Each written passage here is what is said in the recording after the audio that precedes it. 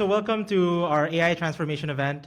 This is the Manila edition of this event. So initially, this all started as a playbook that we developed together with our partners of File.ai, Wiz.ai, NetSuite, and also AWS. And then we launched that playbook last year.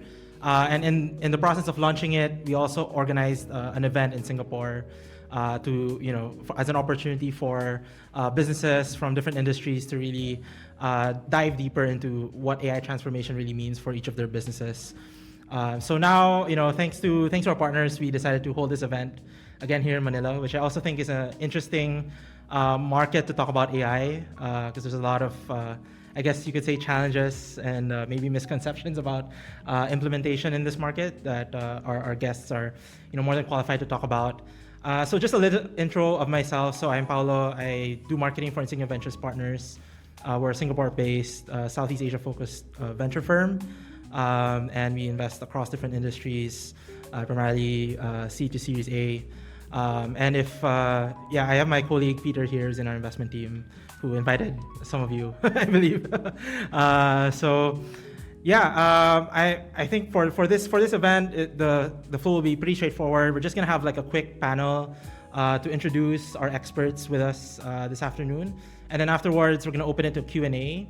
So I highly encourage everybody to, you can treat this as sort of like a clinic of sorts or a consultation, if you will. Feel free to share your own specific challenges that you face at your work or any projects that you're working on. And I'm sure our experts will be more than happy to share what they can. And then if you really want a deeper conversation, we'll have our networking afterwards for you guys to talk further. So without further ado, I also wanted to just quickly, just for a few seconds, share the playbook so you guys can scan and download it.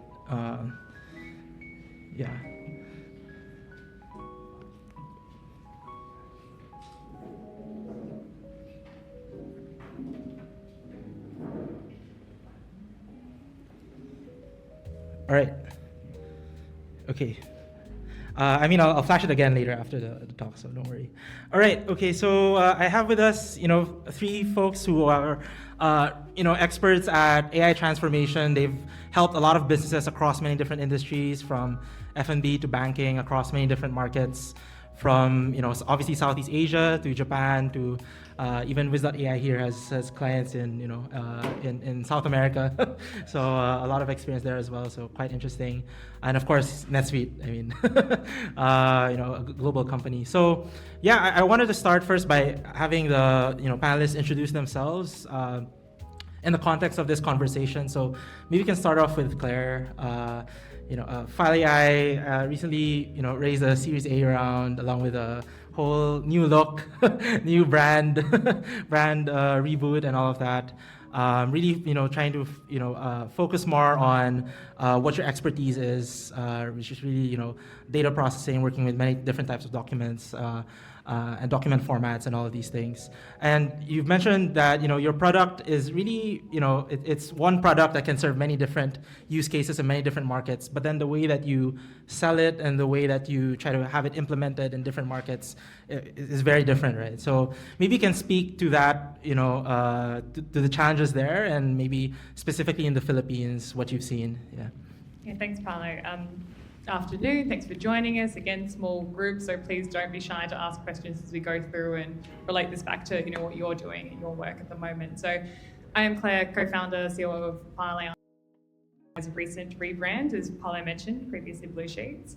And we're doing a lot, even in the way you're describing it, we're doing a lot. So just to simplify it a step back, because when I think about how we're solving these problems, deploying our solution, we've got customers in 18 countries, we've got teams in 5 of those, we're solving for multiple languages, currencies, use cases. There's a lot within that. And when I think about, what are we doing in the Philippines? It's as simple as, what are the problems we're solving? What is the AI actually helping to do? Why adopt AI? So with our rebrand, that's something that's really important to that mission, and it says it in the name now, File.ai. We are AI for file-intensive processes. And while officially that's a horizontal file processing agent and workflow automation platform, that's a mouthful. We're doing 2 things simply very well in the back office to help businesses benefit by way of cost savings, operating efficiency, time to value, better productivity from their teams. What we're doing is specialized unstructured data processing. So, you're really only as good as the data you've got when it gets to the AI piece, and I think that's the very, very first layer that anyone thinking about AI transformation needs to consider is, your data infrastructure, your access to data. And a lot of that sits in unstructured data. So once we've surfaced that data, we help operationalize it. How is it being used? And this is why we love these kinds of events and relationships with our partners like NetSuite, because customers aren't sitting on a fileAI platform all day. They're using their core operating systems like a NetSuite to run their business. We are helping to automate that experience by surfacing the data and steps in that workflow for them to use NetSuite faster and more efficiently and have a better platform experience. So the rebrand is important, that mission to eliminate manual processing of files, whether that's data entry, review, checking, comparing. There's a lot that actually happens when you think about file management from the point of who opened an email today and opened an attachment, who had to download an attachment, check that it was the right attachment, who uploaded a file, let alone you think about everything that goes in and around an ERP. There's so many processes within that. So for us, our rebrand, really important that we put that file piece front and center of our company, because we are solving so many different use cases. We are a file agnostic system. That means regardless of the file type, regardless of the language, the currency, the format, fileAI can read and understand, digitize and structure all of that data to make it available to then help automate a process downstream. In the context of, AI transformation, again, I take it a step back. And we caught up with the NetSuite team, some of the NetSuite team before this meeting, and someone said, well, why use automation at all? And I think it's a great question, because no matter what market we're operating in, no matter how far along in their cloud transformation, their AI transformation, we come back to this same evolution from purely manual model processing. Think about, I get my invoice, I read it, I key it in, I check my PO, I map it to my right account codes, my ledger, I send it off for all of these steps, but done manually. We've all done it at some point, God. And then we had the introduction of some digitization, optical character recognition type software, just scanning and digitizing. Robotic process automation, similar, automating some steps, kind of adding some automation to that process. But now we've got a leap forward. And why does this matter? Why does that implementation of AI matter? Because you can do so much more. The ROI and the opportunity to gain value, either in the form of OpEx savings, augmenting your workforce, more data and faster time to value, there's just so much more that you can achieve. I won't go deep into those legacy systems, but when I think about a market like the Philippines in this question, why automate a system like fileAI? There's a lot of manual processing here still. It's not scalable. If you want to increase the volume of transactions that you process, you need to increase your headcount and your cost accordingly. There is a time delay and opportunity cost associated with that. If I wait 10 days for this process to be completed, the time to outcome might be customer dependent as well, but more data, faster time to outcome. It's the same value proposition when we go into other markets around the world where we're talking about, in the AI landscape, we're competing against agentic solutions that are very use case specific. Well, why? And the same thing, it is more automation across the organization. We were just chatting before that, and Paulo mentioned that we are covering a number of use cases. Even if I can go out and replace my manual process with a really fancy agentic AI solution that does this now, why would I use fileAI? Because if you have 20 core business processes within your company, nobody wants to go through that procurement process 20 times and then manage 20 different vendors with 20 different varying security standards, performance standards, and so on. So being a horizontal solution that is file agnostic, really important for us in how we perform in a market anywhere, but particularly somewhere like the Philippines, where we want to add a lot of value, make it worthwhile to go through those transformations, particularly when it is so early on in the AI and cloud journey. So it's correct to say that fileAI really serves sort of as like a foundation to standardize kind of how an organization would approach then using other kind of like agents or agentic AI or these kinds of other solutions. Yeah, and I think that's the nice thing about fileAI as an entry point to this kind of transformation is we work with companies that are all the way along that journey. Whether you are just starting and you want to implement more automation, or you have invested in really expensive predictive models for a really niche part of your business. Those models, the investment in that kind of AI is only as good as the data that you feed it. So file.ai can be something that's processing for, just surfacing the data, can be automating workflows, or like helping to bridge, various steps of that journey.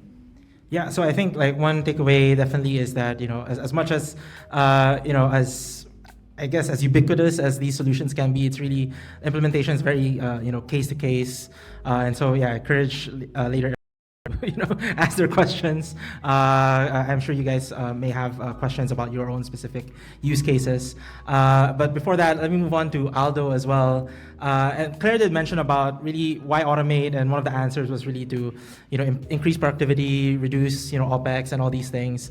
And NetSuite works with a lot of organizations of different sizes, different headcounts. How do you advise clients, or how have you helped clients to implement, adopting, automation, especially in the ERP side, on a large organizational scale, and helping their people also upskill or transform? Okay. So again, I'd like to introduce myself. My name is Aldo. So I'm a solutions consultant here at NetSuite. So to your question, of course, NetSuite, it's an accounting system, inventory management system. So whenever we meet prospective clients, we usually tell them the value of having a system like NetSuite, which is cloud-based. It will usually be, one of their questions is, how will this help us reduce manpower or be more efficient, right? So of course, when we have a system like NetSuite, we are able to streamline their operations. We are able to automate some of the tasks.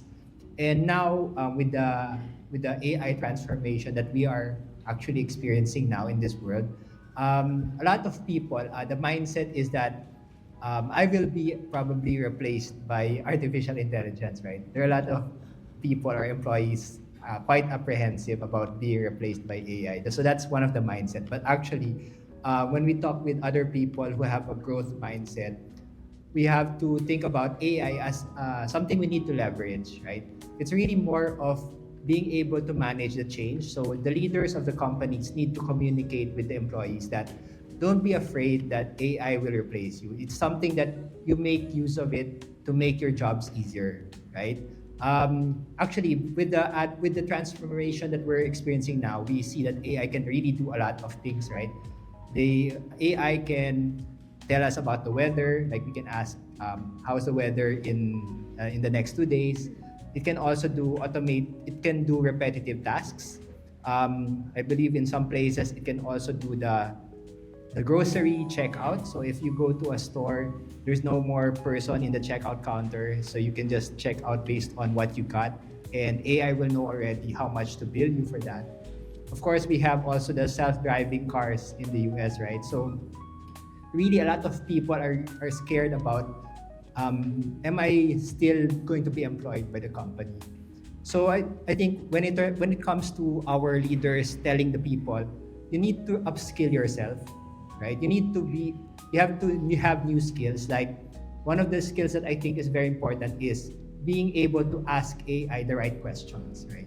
So in the past, when we were in school, we did a lot of memorization, or we just get all the knowledge from all the books and everything. But one skill that we really need to have is being able to ask AI the right questions.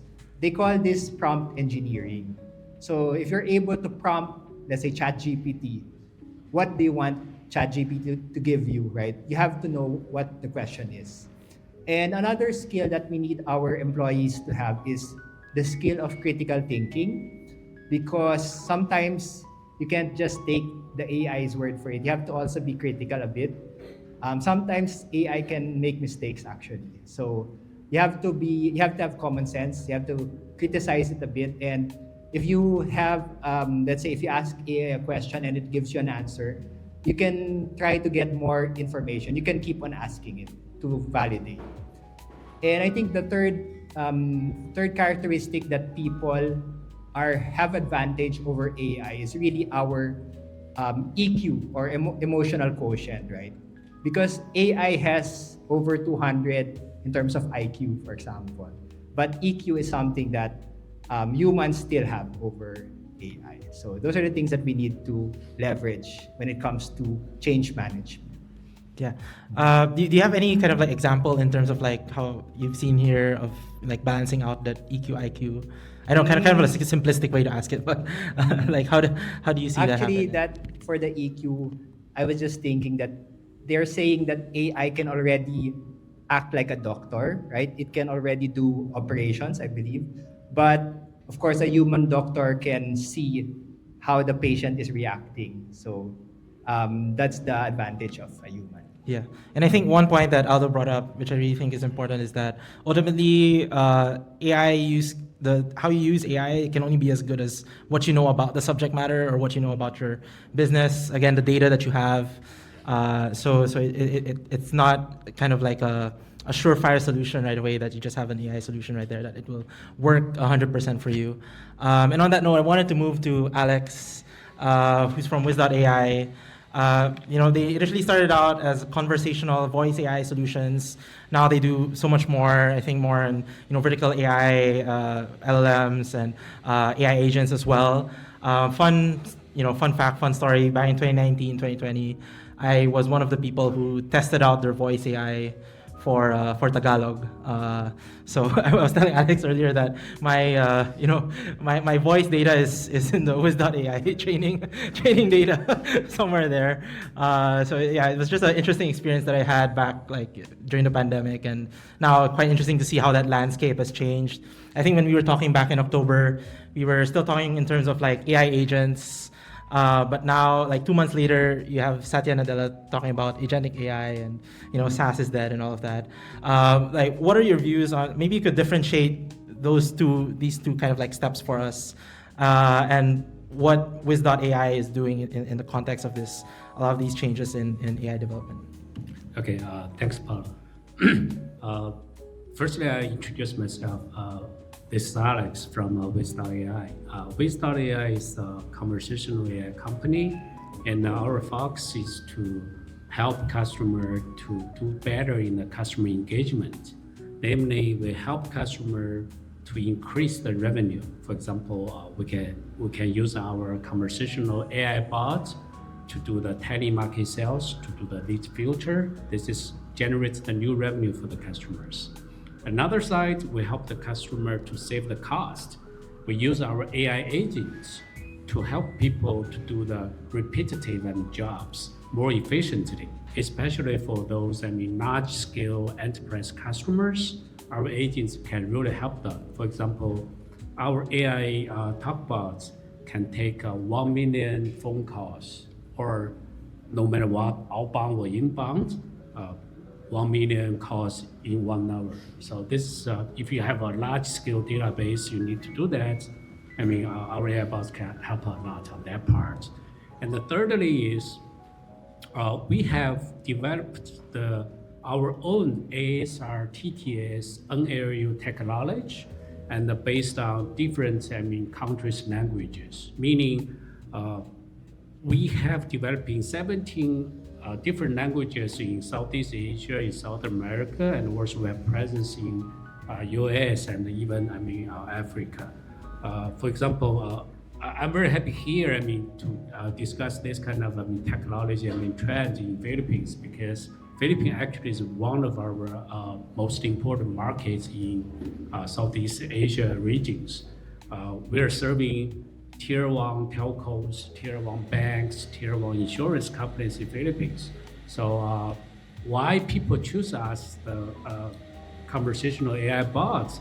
Because we provide very good Tagalog, Taglish, or English bots here. And when we showed our demo to our customer, people were saying 95% people can really judge this is a talk bot, communicate or interactive with you. Back to the question from Paulo. Back in October, at that time, the AI agent is very just on the direction people are discussing. AI agents might be the direction for overall large language model or AI bot direction. But eventually we find out this direction became very hot nowadays. And also, besides talking about the single say AI agents to deal with a specific, scope or specific, use scenario. Now, more and more people come over to discuss with us what would be the agentic AI framework, meaning how you can, using different AI agents to integrate with the hybrid large language model, and also you can integrate with different API, even integrate with different systems, so that the AI agents can be more smart to solve your problems, to improve your efficiency. Yeah. So I think later stage we can touch more about this. Right. Yeah, thank you. Yeah, no, I think that just goes back to Claire's point earlier about, you have a lot of these different use cases that you could use these solutions for, but ultimately, if you're thinking as an organization, how can you, really implement it more efficiently? And that's really thinking about it holistically from a, kind of a framework perspective, as you mentioned. I'd like to take this moment to, get you guys start to think about what questions you're going to ask. I have one more question before I hand it over to you guys. And that's really, I think, for a lot of enterprise and businesses, I think cybersecurity, data privacy are like the top of mind, maybe even higher than cost of products or cost of services, right? So maybe you could speak to that in the context of your own solution. What are some of the insights that you've had when it comes to really, onboarding companies and, letting them know that everything's going to be fine as they implement these solutions? Yeah, Claire. Yeah, great question. And I think this is such an interesting one and so topical, like any industry, any market. And I say interesting because it is one of the biggest concerns when people consider AI adoption. We think in the lens of what is my AI experience? We're thinking about ChatGPT on my phone. We're thinking about all of these cool image generators that we're playing around with, which are all open source. So the mass media conversation is around open source AI, generative AI. And when we think about what that's done to enterprise AI transformation, it's very unique because historically, any kind of transformation or tech innovation that was being adopted was enterprise top-down. As a user, you were getting it from a strategic decision that was being made, implemented across your organization, and handed to you as a piece of technology to use. Whereas products that have been surfaced like ChatGPT from OpenAI has put AI in the everyday man and woman's and non-binary hands. So everyone has an experience and expectation of this kind of solution. So now when we sell into an enterprise or any kind of business, for example, the users are starting with this preconceived idea of what that should do from a performance standpoint, what that looks like from an interaction, experience, and security standpoint. So it is definitely a concern that we address constantly. And we're in the enterprise space. So we primarily actually serve finance teams, operating with like an ERP system, so very sensitive data, and with banks and with insurance companies. So we are working with some of the most highly regulated industries and data privacy governance all the time. And actually there's a benefit to that because from the inception of our solution, we had to operate in a way that was completely contained. We had to be able to deploy. We run, by the way, on a fully encrypted server environment, nothing leaves. And we do a lot of private cloud deployment, which means our solution is actually deployed and contained within an enterprise customer's environment. Nothing leaves their environment. So we're operating within their existing framework, their existing tech stack, or as a SaaS solution, we're fully contained, fully encrypted, and you can choose where your servers, where your data is hosted. But for us starting out in this space, in such a highly sensitive data space, we had the benefit of actually working with highly regulated companies. So there were already frameworks around this. There were already data governance, privacy frameworks and assessments in place. So we actually think we've had a real advantage in going to market here as opposed to some of the more B2C products that are having to solve this kind of open source headache. We talk about it a lot, and I think this is where if this is something that's top of mind for anyone, I definitely encourage a conversation because how this works technically, how this works within your tech stack, and we do all kinds of cool things like enriching from third-party databases, like other information online that we can bring in. It all has to be contained. Like you cannot plug in like a bank's private data to anything open source. That cannot go anywhere. It is the nature of our solution, and we're SOC 2 and ISO certified. Like it is just so secure. But to the the point around change management, it's really more about the conversation and managing expectations and bringing people along in the understanding of how this works, maybe breaking down some of those preconceived ideas based on their experiences with AI so far. And for Aldo, what are your views on this as well? Since NetSuite has been, doing this for a long time, and how is kind of the perception around cybersecurity, especially now with AI evolved? Yeah, actually, whenever we present NetSuite to prospects, that's one of their main concerns. Is their data, where is their data hosted? For NetSuite, we usually have it in our data centers of Oracle, but for new customers in the Philippines, we host it in Tokyo. So that's our data center. So we assure the customers that since we're making use of Oracle data centers, it has all the security certifications, all of the encryptions are there. I think that's what we need to emphasize to our prospects, that all the data that goes into NetSuite is contained and you won't have any data breach. So those are things, even in our subscription service agreement, there are stipulations there that say that your data is highly secure. So those are the things that we reassure our clients. Yeah, and then on the agentic AI side, maybe you can continue your talk about agentic AI and maybe how that is probably a more secure approach than AI agents, and how does Wiz.ai approach this as well? Our customer base is a little bit overlapped with the Clare's side, because we are mainly serving BFSI, e-commerce, healthcare, telcos. So those these industries are highly regulated. So besides we help the customer to comply with the regulators policy, we also developed some AI products. For example, we have the QA or QM products for certain industries. We help our customer to comply with the government's regulation. This is number one.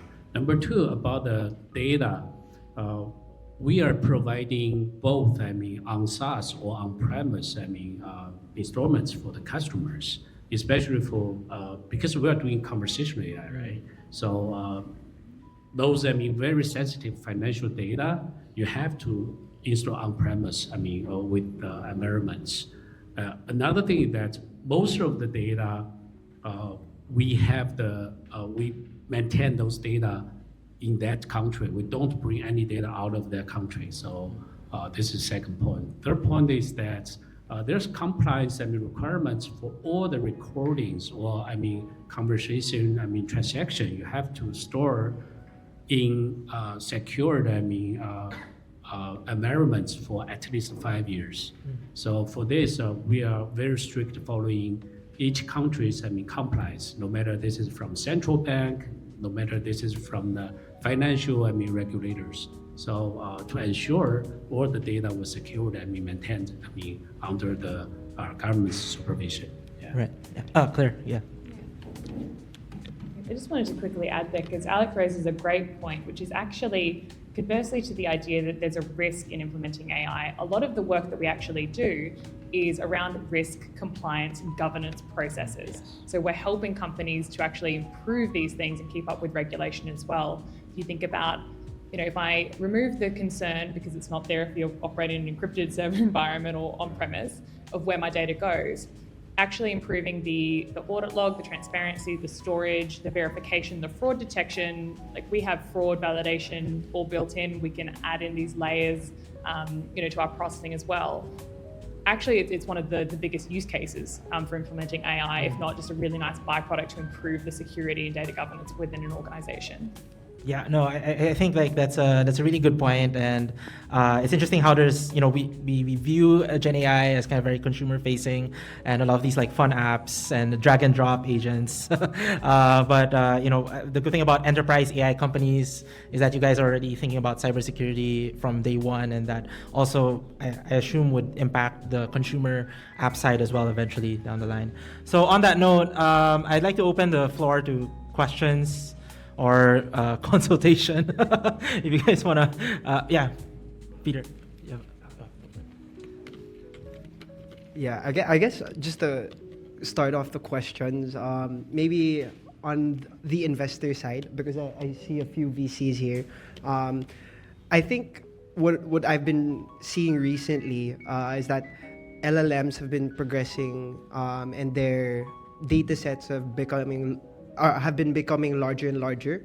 And so I guess, because I read the AI playbook that you guys made, do you see the proprietary data as something that will slowly diminish as these bigger players like Claude, OpenAI improve their LLMs with more data sets? Or is there something that, I guess, is there still value add 2 years, 5 years from now with having proprietary data sets such as what you guys have? I'm happy to kick this one off, and maybe to frame this File.ai, and I think this is like a really exciting part of what's happening right now in AI transformation, is there is still so much innovation happening at the foundational model level. So when you think about an enterprise embarking on this journey and who they choose as a vendor, no one really wants to make a big bet right now. I don't want to hitch myself, say, just to AWS and bet that they're going to nail my use case in the next 2-5 years, for example. There's still a lot of progress to be made. So we really see and we feel in market the hesitation to make any big bets, these big multi-million, multi-year contracts to lock into a particular set of providers for these services, which is why with File.ai we have this advantage of a fully configurable processing stack, which means you can access anything that you can get off the shelf from major cloud providers or AI providers, period, and implement that as part of your File.ai processing stack, along with our proprietary LLMs, and beyond that we've fine-tuned for these use cases. So to answer your question about the value of proprietary data, I do think, yes, this will shift, obviously, but then jump over to the enterprise landscape. And what that means for these enterprises that have to operate in a siloed environment is, yes, more training data, yes, improvement, but there will always be a benefit to them fine-tuning based on their own proprietary data. And what that means is we're taking better and better off-the-shelf models. They get a better and better output, but still it will be improved once they deploy internally and train on their own data. Like from one bank to the next, you're going to have a different experience. You're going to have a different set of proprietary data, even if it becomes more and more nuanced over time. So for us being able to help kind of accelerate that process and essentially not put it in the hands of the enterprise to get the value from their proprietary data, I think that's an advantage in itself. I want to share with our understanding about the foundation large language model and small language model. General foundation large language model actually they are built up on the general knowledge base in the world. Say, most of the large language, maybe they already study most of the information on the website. However, in the commercial world, the domain knowledge actually have more valuable information inside. And while that part actually cannot really share public, this is one side. Number two is that large language model, we see great growth in the reasoning capability, which actually not really happened last year. But this year, if you see the reasoning capability of the large language model, it's amazing. Then what we are thinking is that previously we are trying to design the AI agent for specific user scenarios with the customers. However, we are not the really domain knowledge expert in that industry, even though you study that. Still, those people who work in that industry has the domain knowledge. So we think another way, no matter this is using a large language model or this is using a small model, right? So how we can help or how we can enable our customer utilize their domain knowledge on different choice of the model. This might be a direction for the next 2 or 3 years to really come up with a very useful business application.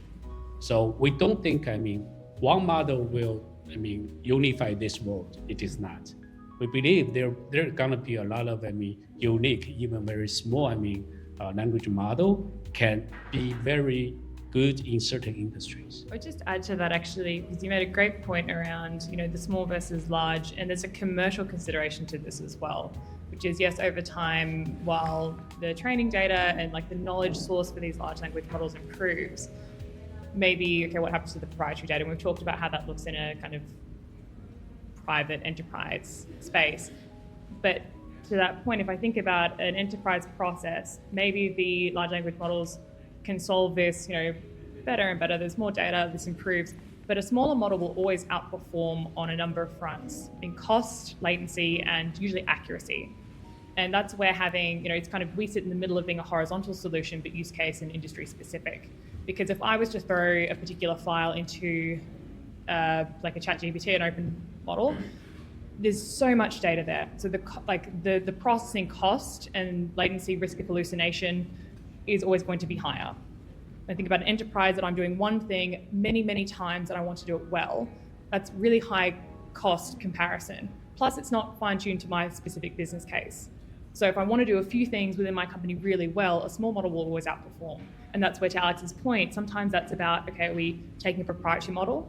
Are we fine-tuning it? Or are we looking at specific model stack in our processing to do that really well? Because of course there's a commercial underlying decision there as well. Sorry, just a follow-up question. And then, thank you for those answers. I guess from what I understood, or I guess a question that was born from that answer was really, what makes you guys win? Like, what makes a Southeast Asian outcome good or defensible compared to, let's say, the bigger West AI startups, right?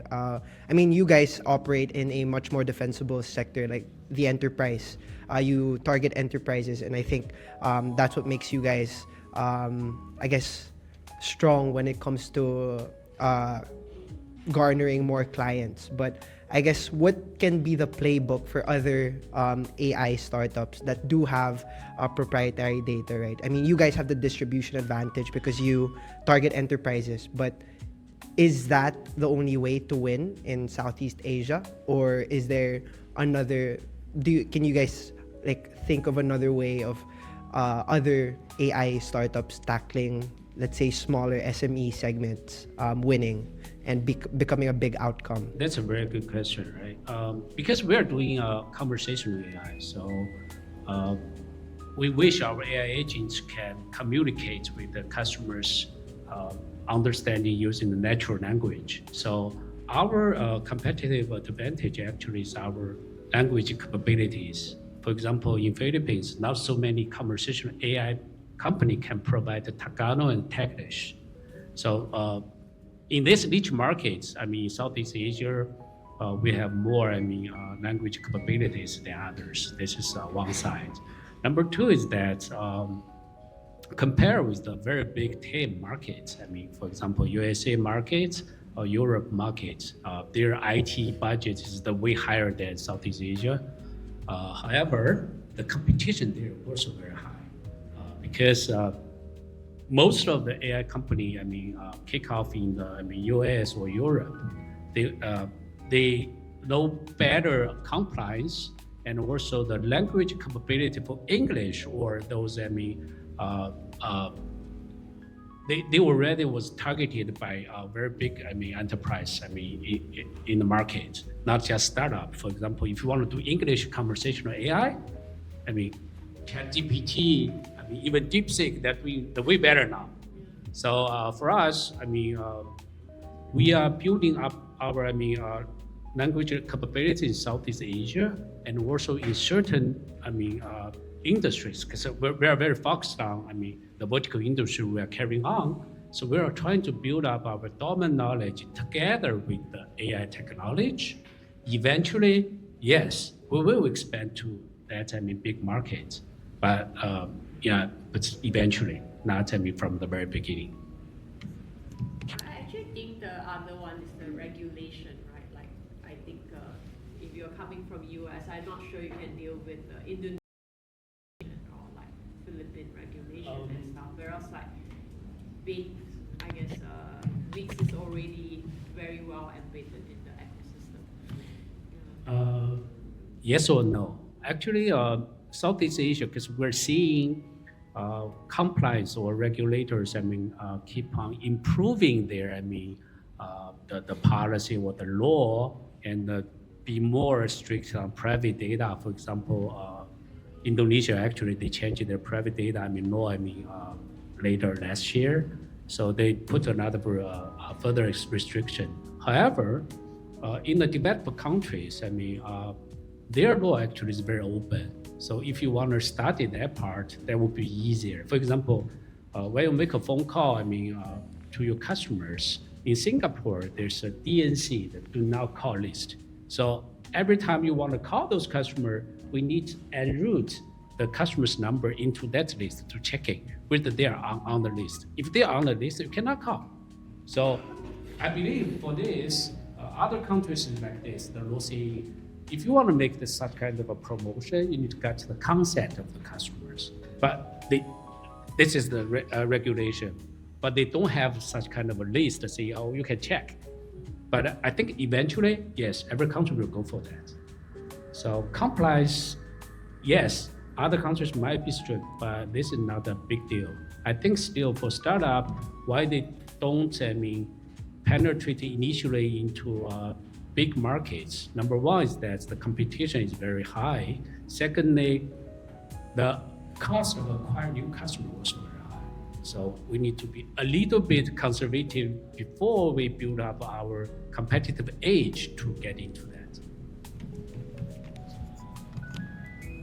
Yeah, I think there's a couple of interesting points that you raised in both of the questions there, which is when I think about, I can speak to our points of differentiation, why we're winning, but I think more so to the question is, how can a Southeast Asian startup go, expand, compete? How do we win? And how we win, there's a few factors. There is a regulatory component, and there is a distribution component, and there is, of course, we're talking about our solutions here, and as founders and leaders in our businesses, we tend to be very solution focused, and I want to talk nothing more than about our really fancy AI orchestration, which is, really this is the hot topic in the States, we're competing here. But actually, to this point, to expand to the States where we are now, we have customers in 18 countries, teams in 5 of those. The way we go to market, our distribution, how we sell, who we sell with, the messaging, and even our ICPs, who we're really prioritizing in our sales motions, looks different depending on those markets. And if you are starting in one singular market to start with, you do not have the benefit of that complexity. And I talk about this all the time coming from Australia, where sometimes people look out and go, oh, Southeast Asia. We know Southeast Asia is not a market. It is made up of several very unique markets in terms of price sensitivity, regulation, data privacy. We've just talked about market to market, lots of on-prem deployment in the Philippines, for example. I go to Australia and everybody is 5 years down their private cloud deployment, and this is old news. We go to the US and the conversation is, how do we future-proof against agentic AI solutions that are coming out now to solve these very specific niche processes? So I think the advantage to companies building out of Southeast Asia is that you're solving for a lot of that complexity inherently. It's in the culture of your company and how you're going to market. You have to solve for a lot of that. So when you expand to the States, as Alex said, you kind of have the maturity of knowing, here's how we win. Here's the playbook for this market. It's a slightly mature market. There's an English complexity. It's more competitive. And this is kind of a journey we've gone through recently ahead of our expansion to the US a few months ago, is that we know exactly where we fit and how we play and how we win. And I can speak to a few of those things, but the flexibility there means if we think about our ability to deploy with a company that is just on their cloud transformation journey, maybe they're starting with on-prem, maybe we're doing private cloud, maybe we're implementing it as a SaaS solution, just licensing from our application. Maybe they have language complexity. On top of that, they're a multi-regional operator. We can solve for more of that. There's just more, we can solve for more complexity than someone who has started with a very bland landscape in the beginning. Although I will say too, there's definitely a first mover advantage in all of this. We talked about the value of proprietary data. For us to go in and compete and service, say, large financial institutions in the United States, it is in our benefit to be doing this really efficiently now with banks in market and get in there first as well. Because your question, as you started out, and I think your point was, is servicing enterprise, is that the competitive advantage? And I would say there is something absolutely to be said for how sticky you are versus ease of deployment. Because if you can build something really simply at the app layer now, leveraging on some, something that fits your use case and scale it really quickly, chances are it's not very defensible. So having a really effective enterprise sales motion, and for us it's very much a land and expand as a horizontal solution, also makes us very sticky. Nothing is going to pop up and rip out a 5-year contract with a multinational bank overnight. Hi, Ragde. Do you consider yourself as a startup that works in the application layer or the foundation layer? And if you are in the application layer, what's the parameter that you'll look at for you to go down or up or stay within that layer? So do you consider yourself as a product that operates in that layer? And if you are operating in that layer, like what's the parameter that you'll consider for you to, I don't know, create your own models? Would you stick on being in that layer because it's costly to go down the vertical? Yeah, great question, and I can speak to this very much just from our experience and our journey. And as I first understood your question was, is it better to be in one or the other, or what would drive you to move? And my instinctive response was customer demand or market demand. And we fit very much at, let's say, the application layer, but the phrasing I would use now is very much around AI orchestration. So we're orchestrating between multiple AI products, including our own proprietary models. So we take advantage of, if you want to build at the foundation model level, you've really got to want to have the resourcing, the competitive edge, the niche to outcompete those massive providers. So that would be my first consideration. But so we are at the application layer, we're helping operationalize those solutions. And then to your point, why consider going, down, why go to the foundation level? Or for us, and we spoke about before the advantage of a small versus large model, there's opportunity within our existing customer base and our pipeline to service this better and more efficiently with something that is proprietary. So we decided to take that route. That also gives us some defensibility and advantage in that we're not hinged to any other provider. If you came and you tried to build a similar solution just on top of, I'm going to plug into OpenAI, I'm going to plug into Anthropic, Bedrock, and then do something similar with these agentic steps like a File.ai, and then those providers change their costing, change their policy, said, no, not having it, we're going to do this instead, and cut you off, your business model falls down overnight. So for us, there's a dependency risk there as well that we wanted to be able to solve with our own capability as well. So we now have the benefit of using innovation that is still happening around us with our tech partners, as well as what we're able to develop in-house. It gives us an advantage when it comes to, like I said before, cost, accuracy, efficiency of running those models, but also defensibility in case of those changes. Got it. So the training is basically on the application, improvement on the RAGs and all. Yeah, exactly. So taking what's off the shelf, a lot of fine tuning, but then on top of that, we've developed our proprietary models that are very use case specific as well. Got it. Okay, I can share with you our company's experience on this. Year 2023, I think OpenAI released, right? When we find out, it's very good in English at that time, but they are not good, in other country languages. So at that time, in year 2024, initially we were trying to build up a specific language foundation model. Actually, we built up an Indonesia Bahasa model based on the Llama 2 at that time. And also we really pitched one of the biggest bank in Indonesia. And after their testing, they feel our model is very good. They even have the intention to purchase the foundation model from us. But of course, eventually find out the large language model, it developed too fast. ChatGPT 3.5, 4, it's very fast. So then those enterprise feeling okay, the large language model, the model itself still on the very high speed development. So eventually we find out that's not an option for us. So we're saying, okay, let's get back to our business application built up on the large language capability, so that we have some cases we help the customer to build up the large language model on premise fine-tuned based on the open sources and large language model. But eventually, we find out you cannot put too much dependency on the currently most advanced model, because things change so quickly. So you cannot put your business model on others. So at that time, we discussed with the customer, hey, look, firstly, we need to identify exactly our commercial purpose to utilize that capability. Because, for example, you need mathematics, capability, or you need the reasoning capability. This is very different. You need to build up a very useful knowledge base, or you want to build up a very good interaction with your customers. So based on the different commercial purpose, actually you can choose different model.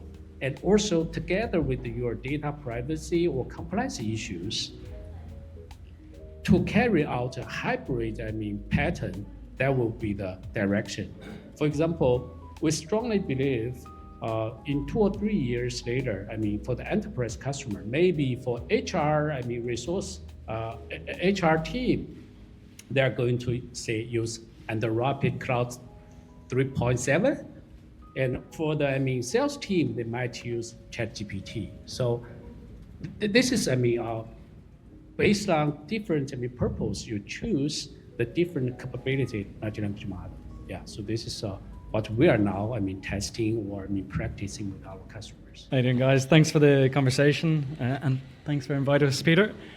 It's been really interesting to hear all of your point of views. I think more so for you, Clare, and maybe you guys could tune in, because I know Oracle has a BI tool as well. What way are you thinking beyond just the capturing of data and just the reduction of cost savings? I'd like to see something like a fileAI go through all of my database, tell me who I need to hire, who I need to fire, what division is good, what division is bad. And then we're doing this, I think there's a lot of VCs here, portfolio management, connecting this into Carta, so I can see my fund performance, I can see my portfolio performance, and I know everything holistically. Are you going that far with it? You've been looking at our sales deck. If not, I need it. Yeah, so in actually how we present our solution when we're coming into a prospect or opportunity, right? Like, you obviously gather there's a lot we can do in terms of processing of data, but then the real value is in how we're using that data. Yeah. And as we've talked about, like, there's so much that's come out from evolution, the predictive nature of models as well. So like, this is just accelerating like crazy. So when we talk about File.ai, the data processing component is really just one layer, one of those 3 layers to our processing. And I can go so deep into everything that happens within this data processing step, but that's just for us, this is just like step 1, 2, doing the fun stuff. How are we actually using this information? So we have kind of a processing and surfacing of data, automation, and then the outputs. And within outputs, you've touched on a couple of really key use cases here, which is business intelligence. I would definitely, like, anyone who's interested in this, please hit me up later for a conversation, because there's really no limitation to this. When we think about File.ai sitting as a data processing layer and agentic workflow, so any of these steps that you are then requiring for this data to be processed into either, if it's then systems, reports, but we're a back office tool that then integrates with everything else you're using. We can be a data pipe into your Power BI, into your predictive analytics models. We're working with banks on income verification, where they've invested, but use a bad word, a lot of money into these really advanced models for things like fraud detection, validation, verification. But those models are only as good as the data that's being fed. So there's like, they've missed a step there. So we can help optimize that ROI.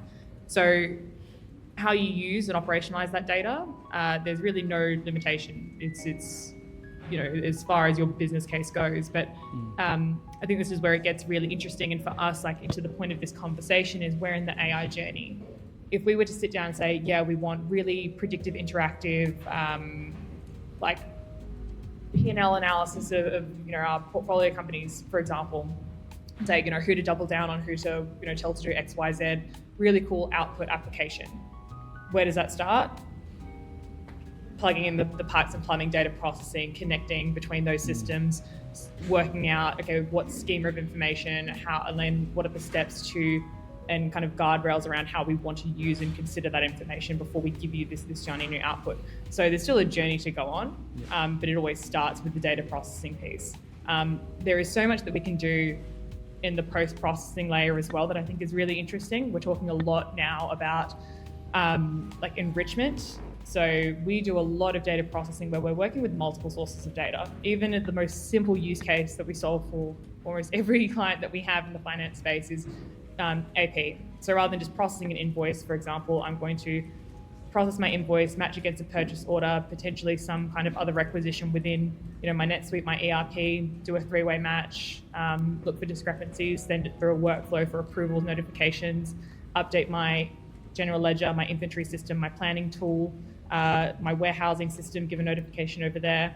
There's a really simple step of processing output, and then what are they actually using it for? You can just keep going. So we do some quite advanced workflows, and again, I'd be keen to expand on that because it's, it depends on the use case, right? And this is kind of the blessing and the curse of having a horizontal solution is we can process almost any file. Contract management, share agreements, pitch decks, we're processing for our investors. But it's really about what is the problem statement, what is the desired output, and then it's just a matter of configuring a workflow and an output, and is that RUIs, systems that you have internally, as to what you get out of that. Okay, I've got two more now, and so this is probably for everybody. So a thing that's been kind of going through my head over the last few years is small elite teams, and I see some of the best startups are 5 to 6 people. When I see founders investing and we see them saying that they need 50 new developers, it scares me because in this day and age you don't really need them. And so how long do you think we are away from having a multi-billion-dollar organization with a core team of around 5 to 6 people? Craigslist is there. Craigslist is 50 people, right? And their revenue, I believe, is close to $1 billion off. Craigslist? Craigslist, yeah. Wow. You should check. Wow, okay, that's interesting. Yeah. I think they're past funding, so They don't raise. they don't need it. Yeah. I mean, the rise of AI agents is going to change it for sure. Okay. I'm sure Clare, Wiz.ai is going to get to $1 billion pretty soon. Yeah. Very confident.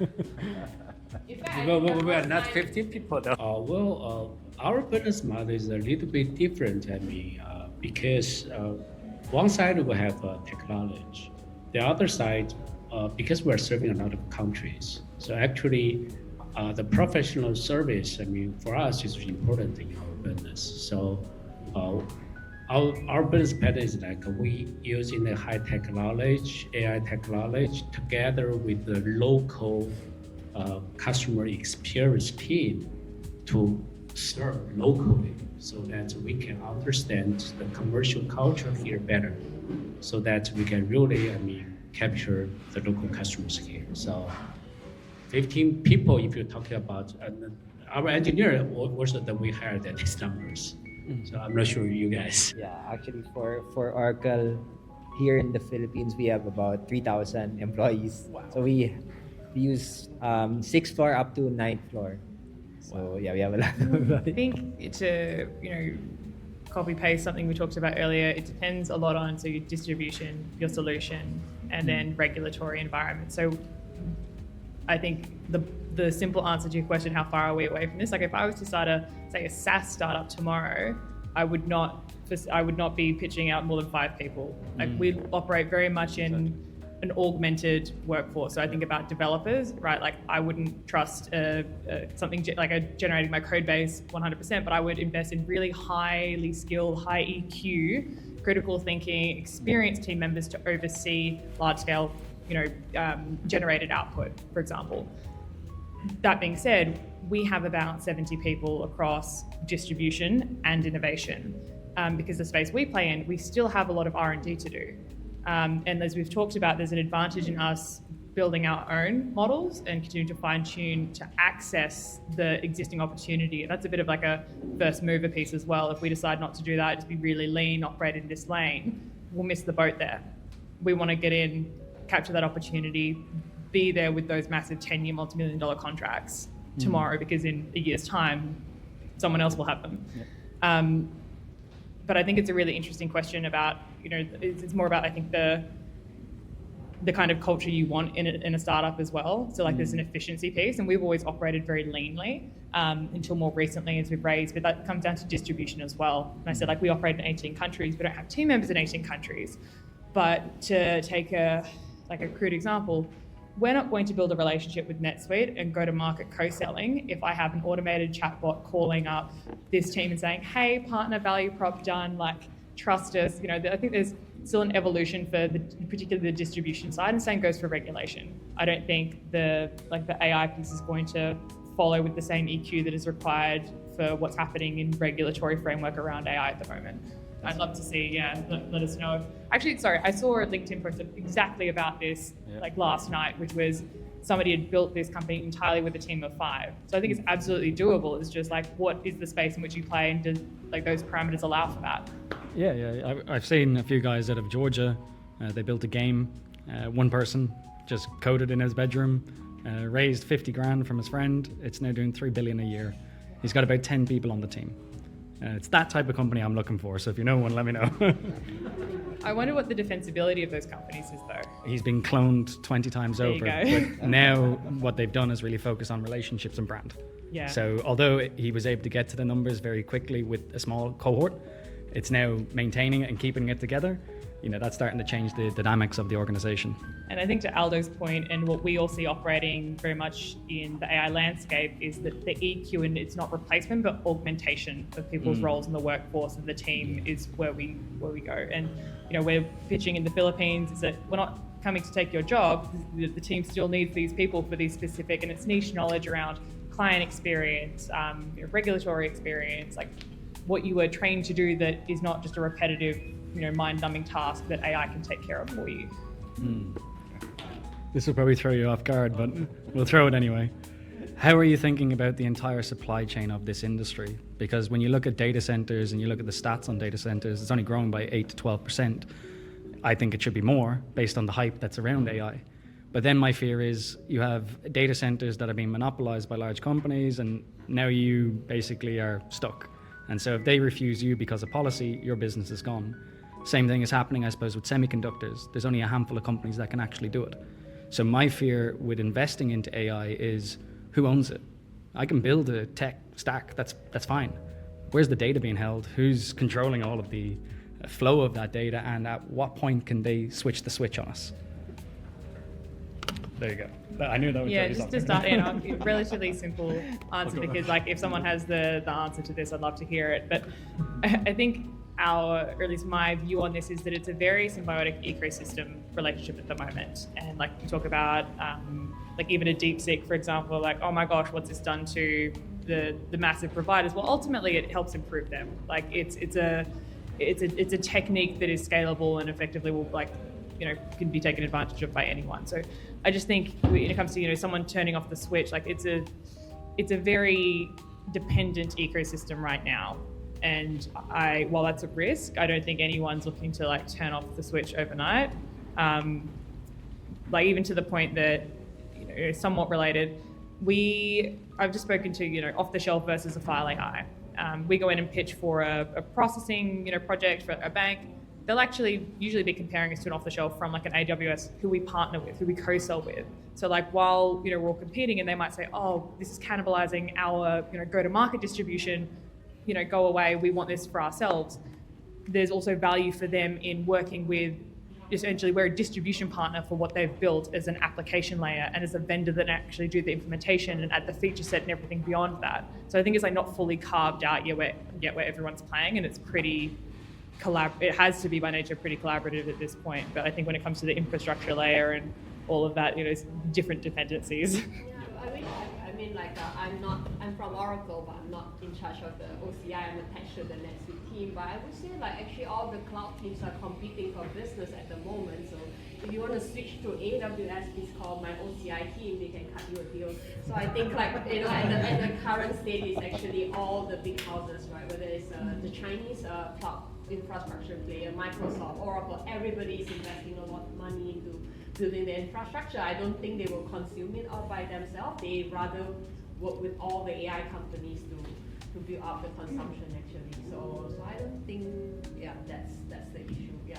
the energy problem even further down the road. It is a different issue. So yeah. I think what also happened with DeepSeek is they weren't able to access chips, right? So they had to make do with what they had, and even that they were able to copy, or they were able to do what OpenAI can do at a much lower cost, right? So it could be the same scenario with data centers. In case there's a shortage or something, someone closes it, someone will think of a way to make do with less. Okay, good afternoon. So I'm speaking on a user perspective. So my question is, how affordability is this for, especially for us, as we consider our company as a startup company. We're in, of course, if you are on a big enterprises already, you all have the capability to adapt this one. But of course, as a small and medium scale company, we don't want to end up like crumbling on our operations. And as much as possible, we want to be scalable in terms of operations. So particularly, I'm speaking about on a finance perspective. We're in, that's like for example, how affordability is it if we're going to adopt the AI. We're in, like for example, of course, as mentioned by Clare earlier, so there are use cases, but it cannot be applied on because every company has this different structure, different operation, so it cannot be fully applied. So there might be just portion on it that we can apply. So maybe based on you can just cite on some of your small or medium enterprise that you can say, because on a finance perspective, usually the bottleneck is on the processing side, on the reconciliation process. So to give you an idea, we are in a tour industry, and we have on a different platforms. So currently we are doing is more on a manual basis. That's why we are very optimistic on our operations, and we want to be scalable. That time will come. If operations increases, we still be able to cope with it without just waiting for that time to come. So we have these different platforms, and we have these records that we are pulling on the different systems and checking on these different systems. So that's how this operations. But of course, the dilemma always is that on we want to adapt it, but on your side, is it also on the affordability of the small and the medium enterprises? Yeah, I'm happy to start because we do a lot in the finance space. Like all roads lead back to finance, and hence why we love working with our ERP partners at NetSuite.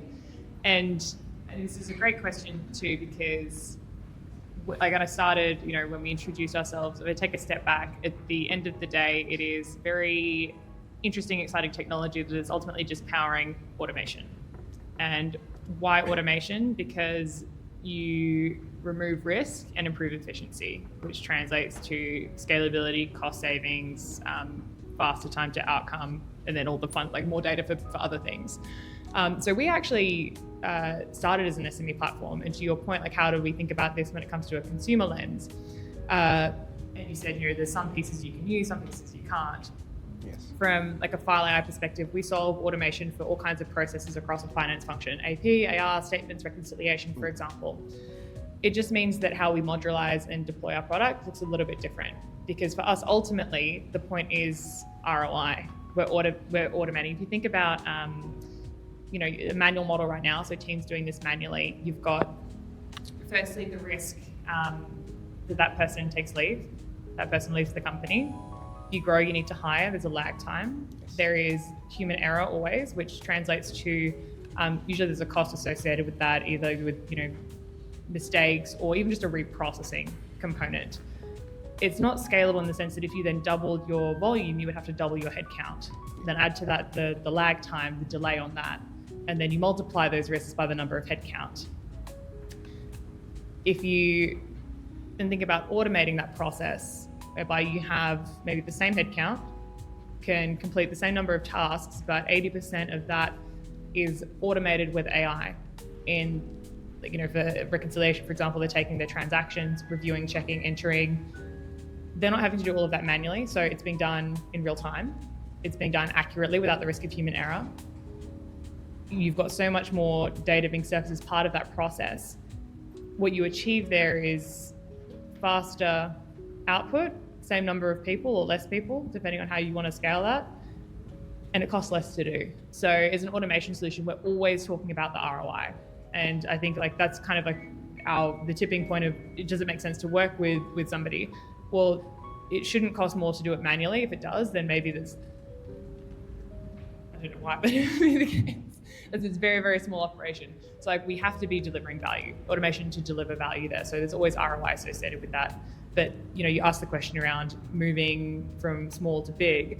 When we deploy with an SME, it's out of the box. The AP, AR, reconciliation, those modules are off the shelf, already integrated with the smaller accounting platforms. Even NetSuite to an extent is pre-built, modularized. But as you kind of get further and further up, for us, coming to customers, yes, there's customization because you can customize your NetSuite. So we have a solutions team that can help configure and map that versus going to a massive, large-scale operating system that a bank has built themselves. They can't take our off the shelf. We have to kind of customize and configure it. So as a smaller company exploring AI, I'd look at where are your biggest expenses and what does that look like on a quick back of the envelope ROI calculation. If you were looking at automating for your reconciliation process, from FileAI, price list, this much per month, how much am I paying my team? So I can eliminate risk with that, and I know as I scale, I'm going to also optimize my investment into this solution. I hope that helps answer your question. Right. So I work in a boutique investment banking firm where we focus primarily on M&A advisory services. So I'm curious to know, our firm wants to try out AI tools and generally enable our firm to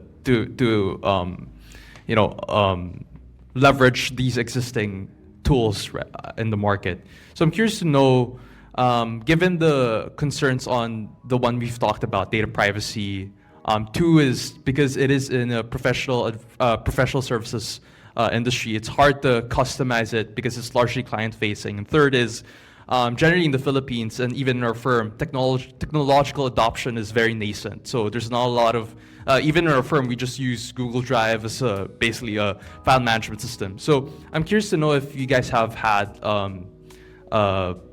clients in the professional services industry and what are the use cases apart from Gen AI capabilities. Professional service industry, for example, consulting or advisory firms. I know that there were mention of banks earlier, but it's also sort of different from consulting or advisory services. Yeah. Professional services is one of our largest industry segments, kind of for exactly this reason, right? You mentioned there it's service-based, so there is a niche expertise that needs to apply to that process that comes from the consultants. Do you spend 100% of your time? Oh, no. So, when I asked earlier, did you attach a file, download a file, read a file, anything about M&A, there's so much documentation, merging of systems that has to happen as part of that process. So that's actually our bread and butter use case, because in service-based industries, the value is not in processing of data at all. What do you want from that data? We talked about outputs before. So the processing layer should not even be in your purview, but it is. Somebody is manually doing that.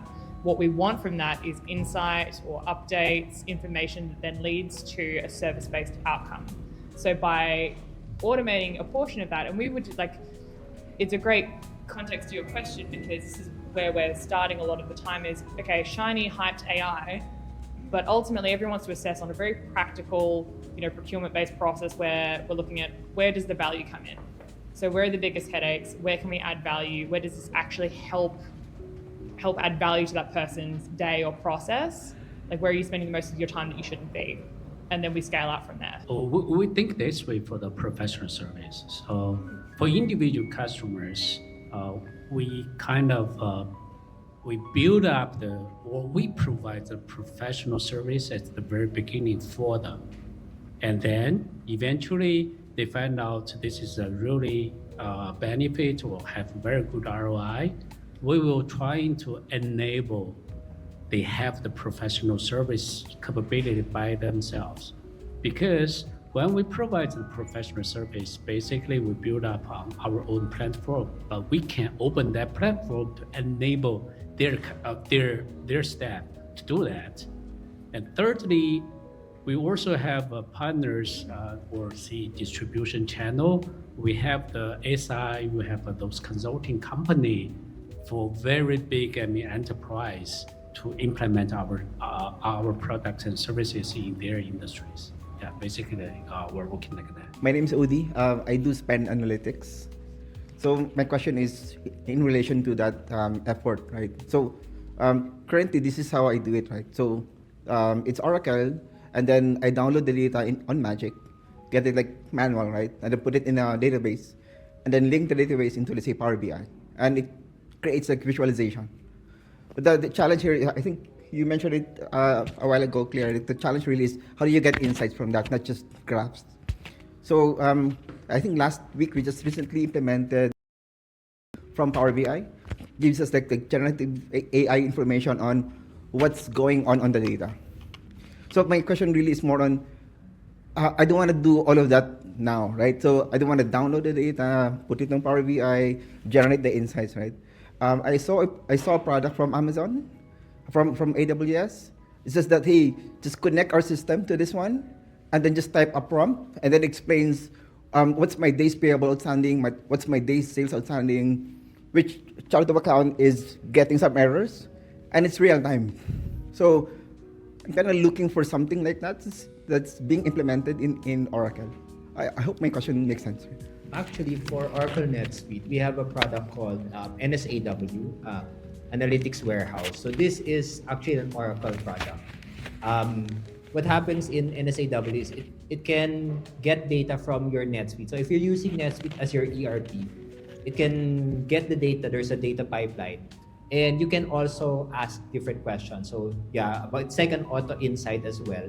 So there's a button there. If you click it, it will already analyze your data, and it will come up with different insights or things that you may not have seen. It can also explain different correlations. Like for example, how does your sales correlate to the locations? What are the different factors that affect your sales? It can also give visualizations as well, like the map of the world or the Philippines. Then you can have a heat map, so you can see which locations in the Philippines are giving you the highest sales. So those kinds of visualizations. So those are the things that we can do with our analytics warehouse from Net. On that note, we'll wrap up this panel. Thank you so much again. If similar to our Singapore edition, we're going to release a recording of this panel on our YouTube and our LinkedIn in case you want to share it around. Especially, I guess for those who are able to make it, if you want to share this to your colleagues or to other organizations you know that might find this useful, especially to speaking to some of the use cases that were discussed here. Just scan the QR and follow us, and then it should be out in the next week or so. Once again, I'd just like to thank also, apart from our panelists, for joining me, NetSuite as well for hosting, with the coffee and the food and the venue and the nice space.